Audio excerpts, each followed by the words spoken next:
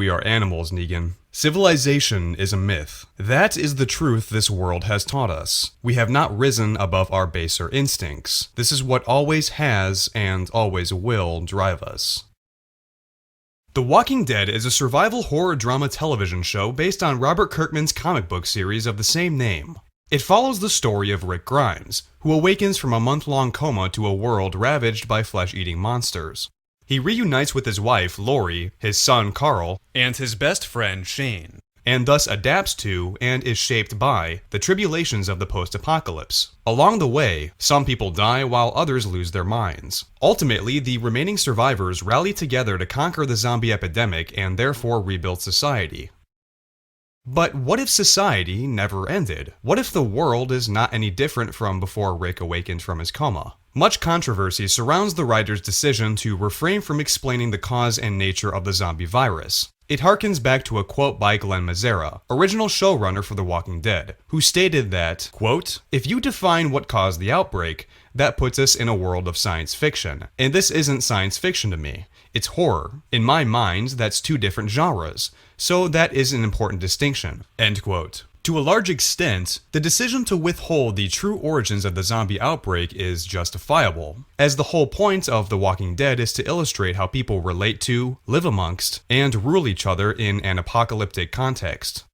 Think of it along these lines. When a profound calamity such as a war or viral epidemic takes away our technology, infrastructure, agriculture, and medicine, we are reduced down to animals just trying to survive in a hostile world. And yet, when we reintroduce these fabrics weaving society together, we remain animals just trying to survive in a hostile world, albeit more easily, less stressfully, and with fewer zombies. But you might be asking yourself, why think critically about The Walking Dead? The answer is because the zombie apocalypse can be used as a lens through which to examine our own lives and societies.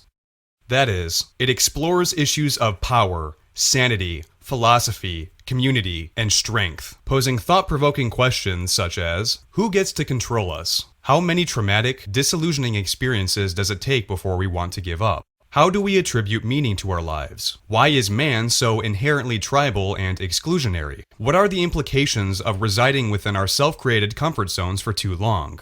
Through highlighting key pieces of dialogue and character interactions, I will discuss issues of power, sanity, philosophy, community, and strength in the following 5 segments to support the argument that we are already living in the apocalypse. For the purposes of this discussion, however, I will mainly focus on the television show, but don't be surprised if I reference the comic book series a couple of times to illustrate a point. Let's begin. No takers? Fine. But get one thing straight. You're staying. This isn't a democracy anymore. They say that all good television is an escape from politics, but when you really think about it, isn't all good television an emulation of politics? Just look at Game of Thrones, a show whose entire plot revolves around characters competing to sit on a glorified chair. Critics of The Walking Dead argue that, over the years, the show has become less focused on the survivalist aspect and more focused on the political aspect. I would go so far as to argue that, fundamentally, The Walking Dead has always been a show about politics, as it's really been the power struggles, or the conflicts between the human characters, that have constituted a large portion of its story. Of course, the zombies have always factored into the overarching narrative, but not nearly as much as you would assume. Some questions to consider before we start are, is power a matter of choice? Why might power be such a critical theme of The Walking Dead? Is power largely driven by ego and the desire for status and prominence? How do people rule over each other in the absence of laws, rules, and formal and informal sanctions? Who is worthy of wielding power? In other words, how do we decide who gets to lead us? Most importantly, what is power? Power is defined as the capacity to exercise authority upon others and coerce them into compliance with demands, expectations, and objectives. Let's break down this definition. First and foremost, authority can only be established on the basis of both the legitimacy and trustworthiness of the person who's assumed it. Legitimacy is your group's acceptance of your leader. For instance, Rick's followers almost unanimously agree that on some level, he is competent and sensible enough to guide them through the infinite perils of the zombie apocalypse, and thus they accept him as their leader because they don't believe that anyone else is better suited for the job. There are three types of legitimacy that we use to categorize state leaders: charismatic, traditional, and irrational legal legitimacy. They were introduced in an essay written by German philosopher and sociologist Max Weber, who believed that power is something that can only exist insofar as the willingness to accept it without protest. Charismatically legitimate leaders rule by projecting their personas in ways that are dubiously charming, yet create hope for the future, even if such hope is an illusion. I'll use the example of the governor, who admits to Rick in Season 3, Episode 13 that he was involuntarily entrusted to lead Woodbury because people believed that he could keep them safe. Traditionally legitimate leaders rule by upholding tradition. Essentially, it's the way society has always been. So why burden your followers with something as unnecessary as change? Presidents, prime ministers, kings, monarchs, dictators, and tribal leaders are all examples of traditionally legitimate leaders because the power they wield has been passed down from one generation to the next, wherein tradition is a righteous and acceptable way of governing. Meanwhile, Deanna Monroe is a traditionally legitimate leader in The Walking Dead. She derives her authority from her status as a once highly esteemed congresswoman, and as such, her followers accept her leadership because if she was a competent leader in the pre-apocalypse, then she must be a competent leader in the post-apocalypse.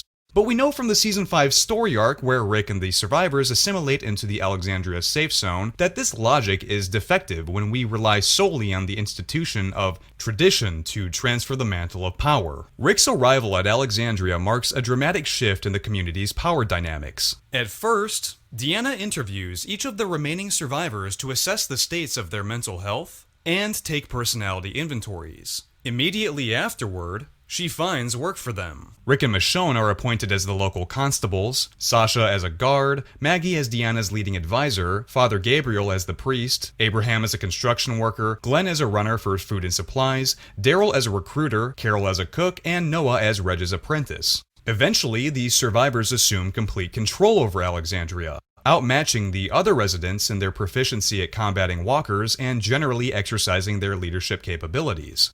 In Season 5, Episode 14, Deanna laments to Maggie how I put another one of your people in a position of power. You vouch for them. It's becoming a pattern. Finally coming to grasp with the uncomfortable realization that she and the rest of her community have survived for this long simply because they have never had to face what's on the outside, or what's beyond those walls. By Season 6, Episode 1, a grief-struck Deanna no longer considers herself to be in the right mindset to lead Alexandria, and therefore relinquishes all power to Rick to deal with the impending herd of walkers. This makes him the official leader of Alexandria, and the de facto person to make all of these sensitive decisions for the community. A privilege that Deanna certainly reveled in beforehand, but is no longer suited to behold. Rational legal legitimate leaders rule by defending and enforcing a series of rigid rules that foster safety through complacency. These leaders refuse to compromise because a violation of the rules constitutes an attack on the very system that legitimizes them in the first place. Rational legal legitimacy is institutionalized through formal law and bureaucratic authority, and we can see stark parallels to this in the show. For example, the saviors recurrently talk about rules, rules, and more rules. There are rules. The rules matter. He broke the rules, so folks had to die. In Season 7, Episode 7, Negan emphasizes that the goal of the Saviors is to bring civilization back to the world by providing security to others, but that they cannot function without rules. Therefore, depending on the nature and seriousness of the offense, such as attempting rape, dissenting from the sanctuary, or failing to provide 50% of resources on time and on schedule, the Saviors will either kill or inflict severe physical or psychological pain to reaffirm and attribute meaning to the necessity for rules in this new world order. So, which type of leader is the most successful then? I'd say it's a combination of all three. We've seen that too much or too little of each type of legitimacy can be detrimental to long-term group stability. The governor, whose charisma supposedly propelled him to power, causes the destruction of Woodbury and the prison and impulsively murders his own people in cold blood. Deanna, whose experience in government prior to the zombie apocalypse creates false perceptions of competence, leads an incompetent community. Finally, Negan, whose brutal coercion tactics intimidate and traumatize people into subservience, incites an armed rebellion against him. Meanwhile, trustworthiness is your group's confidence in your leader. The truth is, Rick wouldn't have remained in power for this long if his followers did not believe that he could still be trusted. Alternatively, in Season 7, Episode 14, Gregory expresses concern to Simon over being on thin ice, stating, I'm a can-do guy, but I gotta hang on to my people's trust, otherwise you don't know who might take over. Someone else might not be so cooperative. But once legitimacy and trustworthiness have been established as precursors to authority, how should authority be handled? That's where coercion comes into play. Coercion refers to the enforcement of authority. It is the act of bending somebody else's will to your decree so that you can accomplish more than you would otherwise be able to accomplish on just your own. The Last of Us franchise is known for a lot of things. Emotional moments between characters that feel real and human, third-person stealth action gameplay with crafting and resource management, a knack for getting itself into controversy while also being one of the most revered and awarded IPs in not just gaming, but now television too. But despite the thousands of hours of discussion and analysis that's been done regarding The Last of Us in the time since the first game released in 2013, there's one topic that has kept people talking and debating for over a decade, and that would be the ending of the first Last of Us. In fact, this is certainly not the first YouTube video about it, and it won't be the last. In 2023, I had done huge videos on both The Last of Us Parts 1 and 2, and while I was originally going to put them together as one larger video for today, I thought it'd be more interesting to take what I had said about the ending and its aftermath and make that a video instead. I fully believe that the climax of The Last of Us is the best I've ever seen and belongs in the pantheon of best game endings because of how it has kept people talking for so many years. So without further ado, here's my perspective on why that is and why I think Joel was right. And to do so, we should start with the facts. Marlene barely made it from Boston, and magically Joel shows up with Ellie just in time for them to save her and begin their preparations to make the cure. But things take a turn when Marlene reveals to Joel that in order for a vaccine to be made, they'd have to study the cordyceps in Ellie's brain to find out how the virus mutated and find a way to recreate the effect. Ellie will have to die for this to happen, and Joel stands against this for obvious reasons. I get it. But whatever it is you think you're going through right now is nothing to what I have been through. I knew her since she was born. I promised her mother I would look after her. Then why are you letting this happen? Because this isn't about me, or even her. There is no other choice here.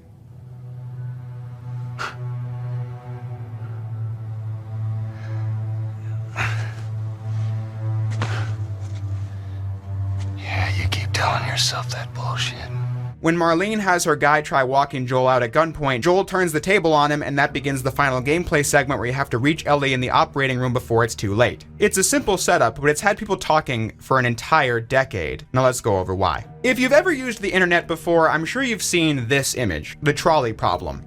In short, a train will run over 5 people, but you can switch the tracks to kill 1 person, but saving the 5. It's a basic moral hypothetical that gets people to consider where their values align. I think the ending of The Last of Us is the most interesting usage of the trolley problem that I've seen because it comes with so many different angles in this story. The stakes here are that Ellie is the only person who is immune to this virus, and sacrificing her could mean humanity could beat the cordyceps virus and try to restore itself to something resembling what it was before. This concerns not random strangers, but the future of humanity in general. But the debate Joel is faced with is, can you sacrifice your own daughter for that? It's a lot easier to make decisions like this if you aren't personally connected to the people in question. To the Fireflies, Ellie is a kid they don't know. Sure, it's an ethical matter that would give them pause for thought, but their goal is to save humanity, so therefore it's easy to put aside the humanity of this girl as her sacrifice will save so many others. Joel does understand the logic behind it. When replaying the game for the video, I was struck by this conversation between Joel and Ellie in Pittsburgh. Your fellow hunters do this? Cute. And no, my money's on the military. Why would they mow down all these people? You can't let everyone in. And dead people don't get infected. You sacrifice the few to save the many. It's kind of shitty. Yeah. So clearly, Joel is well aware of the idea that the needs of the many outweigh the needs of the few, but it's, like I said, a harder contract to sign if the people involved have a personal connection to you. Marlene makes the case that this is what Ellie would want to do, and there's a lot to unpack there. Let me start with the basic question. Is Marlene right? To that, I'd say yes. If Ellie at this stage was presented with the facts that she'd have to die in order to save the world, I do believe she would do it. But I believe that choice has been influenced by the trauma she's seen. Take a listen to this nightmare Ellie had that she tells Joel about when they first got to Salt Lake City. Go on, tell me about it. So, I'm on this big plane full of people, and everyone is screaming and yelling because the plane's going down. So I walk to the cockpit, open the door, but there's no pilot. I try to use the controls, but I obviously have no clue how to fly a plane. And right before we crash, I wake up. I've never been on a plane. Isn't that weird? Well, you know, dreams are weird. Her life is a crashing plane that she can't stop because she doesn't know how to fly a plane. Obviously, this is the immunity issue. She wishes to save the world, but the Fireflies are the only people who can help her do it. Ellie believes she deserves to pay for being immune, as she tells Joel in the ending. Back in Boston, back when I was bitten, I wasn't alone. My best friend was there. And she got bit too. We didn't know what to do. So, she says, let's just wait it out. You know, we can be all poetic and just lose our minds together. I'm still waiting for my turn. Ellie. Her name was Riley, and she was the first to die. And then it was Tess. And then Sam. None of that is on you. She has survivor's guilt. Riley didn't deserve to get infected and turn into a monster. Tess got infected and was killed for the sake of bringing her to the Fireflies. Sam didn't deserve to get infected either. Ellie believes that her immunity makes that suffering her fault and she owes this to those people. But is she right? I don't think so. Ellie never chose to be immune. It was a freak genetic accident. She has no moral obligation to do this, but she believes she does because she's a deeply traumatized kid. But then that's the thing. Even though Ellie would probably want to save the world if she had the choice, does that matter in an ethical conversation? 14-year-olds in our world aren't given that kind of authority. But then in this world, who could decide for Ellie if you think she can't herself? Marlene? Well, Marlene is more of a distant aunt of Ellie than a parental figure. Marlene was friends with Ellie's mother and placed Ellie in military school to keep her safe while she continued leading the Fireflies. So they didn't even know each other that well, all things considered. Would it be Joel? Well, Joel is the only adult who has spent any significant amount of time with Ellie, but then you realize Joel was hired by Marlene to transport Ellie to and from. Becoming Ellie's dad was not part of the job description. So through that lens, Joel's opinion is irrelevant. But to have two people journey across the entire country, mostly on foot, against a horde of deadly humans and infected and expect them not to grow a bond is also ridiculous. My point being that it's a lot easier for Marlene to begrudgingly sacrifice Ellie because she's at the end of the day pragmatic, but also doesn't know Ellie and didn't spend a whole year with her, seeing her likes and dislikes, her laughing and crying at various moments like Joel did. I think that's why Marlene can intuit that Ellie would want to do this based on her various traumas and says so to Joel, but mysteriously, Ellie was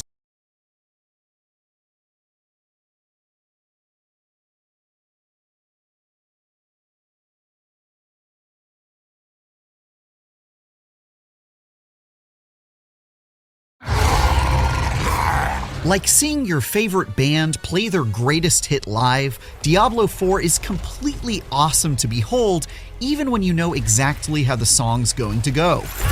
It may not try to push the boundaries of ARPGs, but the tweaks, improvements, and borrowed ideas it does introduce have made this the best Diablo's ever been. Finely tuned combat, extensive build options, and stellar graphics are all among the most impressive in the genre, and its endgame activities are shockingly well thought out. A weak story and some irritating bugs do occasionally throw a wet blanket over the fires of hell, but the 80 hours I've spent in Sanctuary have still been overwhelmingly positive, and even after all that demon slaying, I'm excited to play a whole lot more. Break the chains and discover who you were meant to be. Break the chains. Diablo 4 largely succeeds at modernizing the depths of hell enough to finally match its more recent ARPG peers, like Path of Exile or Lost Ark.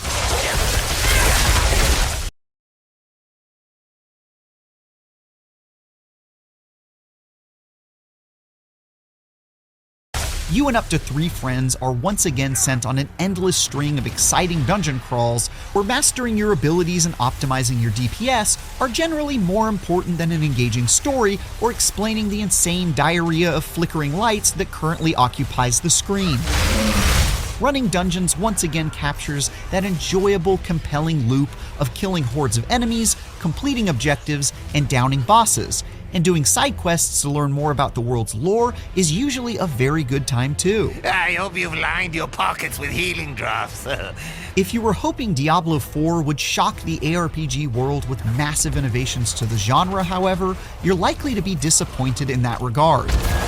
Blizzard mostly seems content to play it safe by making smart but unsurprising changes to the ARPG formula, with things like more customizable skill trees and more diverse playstyles between classes. That might sound overly familiar, but this strategy has resulted in a game that's unbelievably well designed, succeeding at practically everything it tries. Diablo 4's story probably isn't going to win any awards, but it's still a massive step in the right direction compared to its predecessor. The quest to find and stop Lilith, daughter of one of the primevals of Hell, after she unleashes her fury upon Sanctuary, serves as a fantastic kicking off point.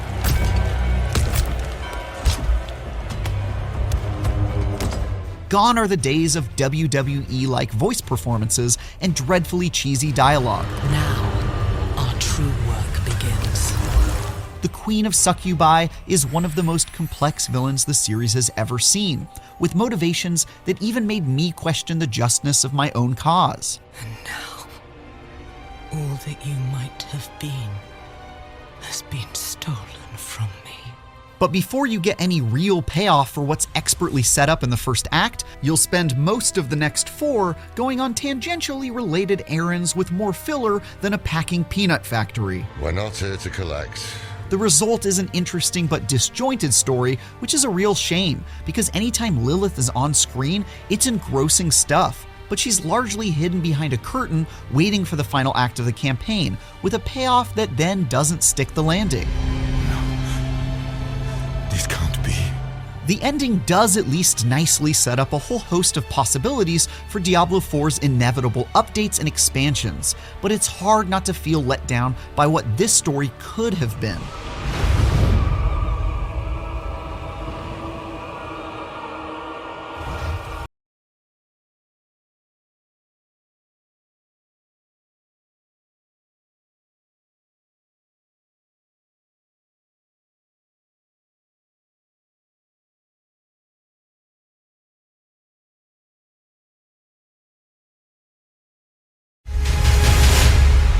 About time.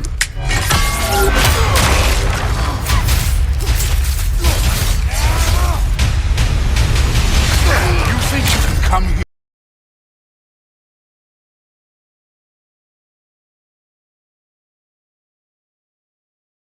Come here, become a daddy, get a clean slate. That ain't how it works. You're a destroyer, like me.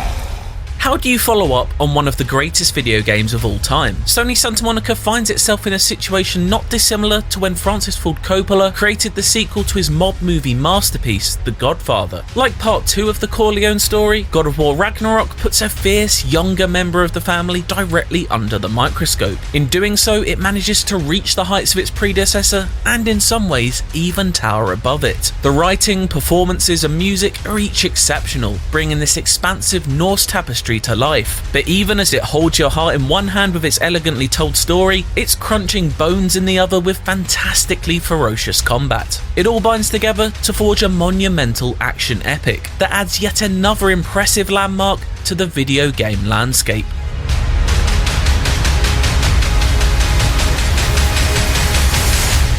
You've already taught me discipline. I need more than that. I need answers. Answers you don't have. Answers only your mother had.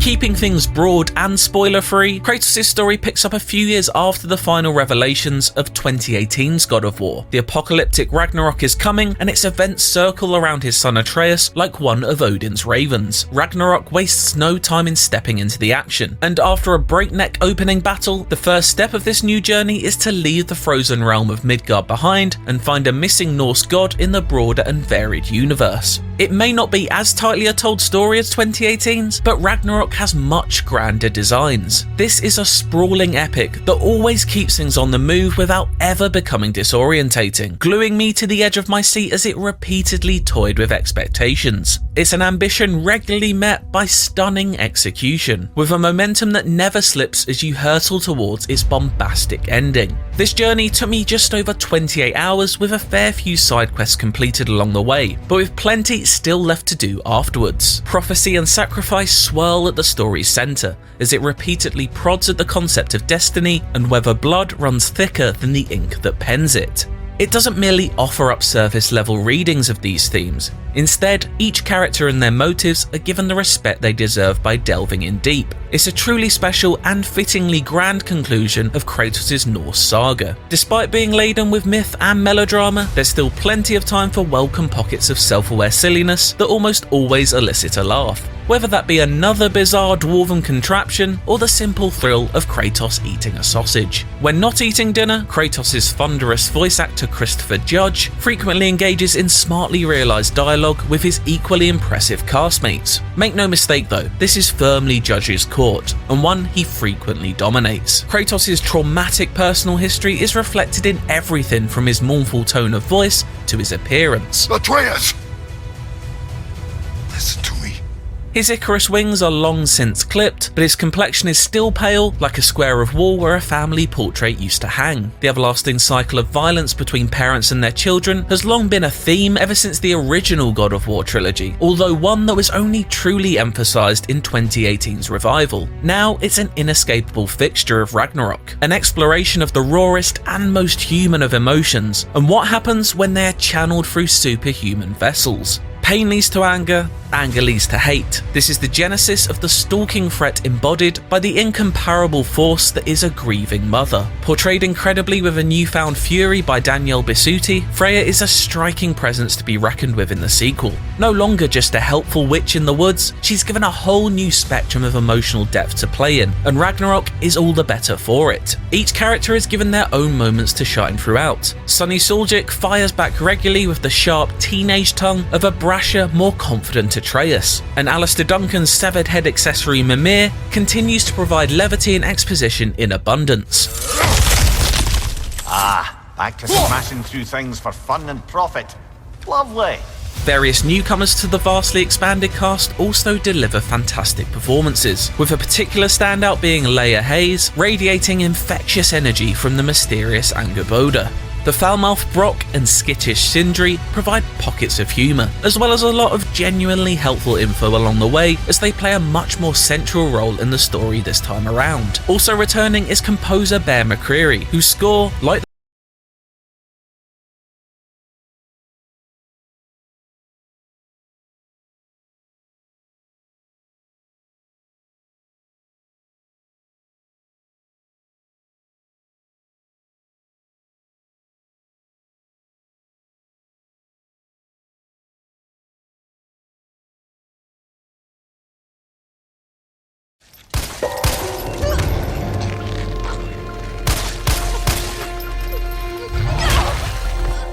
As the credits rolled on Resident Evil 3's single-player campaign, I immediately started playing it over again. My journey through Raccoon City was so consistently packed with tense monster moments and breakneck-paced fun, and so challenging throughout its 6-odd hours, that I wanted to jump back in with sharper skills and knowledge. My undying enthusiasm for it speaks volumes of the finesse with which it manages to tread the tightrope between a confident modern horror and a tonal callback to the original Resident Evil trilogy.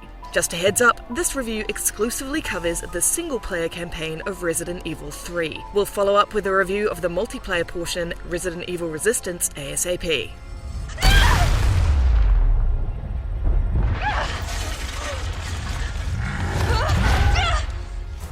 In events that take place nearly concurrently with the equally accomplished Resident Evil 2, the endearingly practical Jill Valentine is called upon by the roguish Umbrella Corp mercenary Carlos Oliveira to help save the remaining inhabitants of a demolished Raccoon City from the carnage spawned by the T-virus outbreak. Of course, nothing goes to plan, and Jill finds herself in a wonderfully labyrinthian, zombie-studded playground where she, and your nerves, must also contend with the threat of an invulnerable monster called Nemesis. Go figure. It's a very classic Resident Evil setup, but then this is a remake of a classic, goofily fun Resident Evil story. The major events from the original Resident Evil 3 are all faithfully executed, albeit rearranged, and the cheesiness the early trilogy is known for is delivered in a charmingly self-knowing way. It's alright, you're going ahead. I'm not gonna die on you, leave you in a cold, cruel, Carlos-less world. Okay. The chaotic, ruined Raccoon City goes a long way toward bringing Resident Evil 3's story and the broader universe to life. Capcom has done a simply incredible job here in the small details. From the in-universe advertising to the detritus left by citizens who had to escape in a hurry to Resident Evil 2 related Easter eggs and genuinely compelling notes and journals that give tragic context to deaths like this. The detail and polish extend to the broader environments. Although you can't interact much with the world unless you are specifically instructed to, the atmosphere is always pulling out all the stops to make you feel vulnerable and small. Like its predecessor, and indeed every decent Resident Evil game before it, every part of Resident Evil 3's world feels deliberately put together. No enemy is thrown in for the sake of it, no room is there just because. At the very least, every room has useful items or a secret. Tasks like make the fire hydrant work and restore the power might sound video gamey, and they are, but solving them is never a chore. That's thanks to the elegant interlocking level design that makes backtracking easy. But heads up, when I say easy, I don't mean safe. Thankfully, the Resident Evil 2 remake map screen returns, dutifully logging exactly where you saw that locked safe and highlighting if you've missed any items after exploring a room. It makes being thorough a lot less time-consuming and means you don't have to return to the same locations as often. Item micromanagement is where Resident Evil 3 leans hardest into its old-school survival horror lineage. Like in the original, items are your lifeline and inventory is limited, and running back and forth between storage chests to make sure nothing is wasted and certain items are combined in smart ways is a must if you want to survive for long. As long as you're careful in Resident Evil 3, you won't feel like you're being punished, and for my money, that's the mark of any good survival horror game.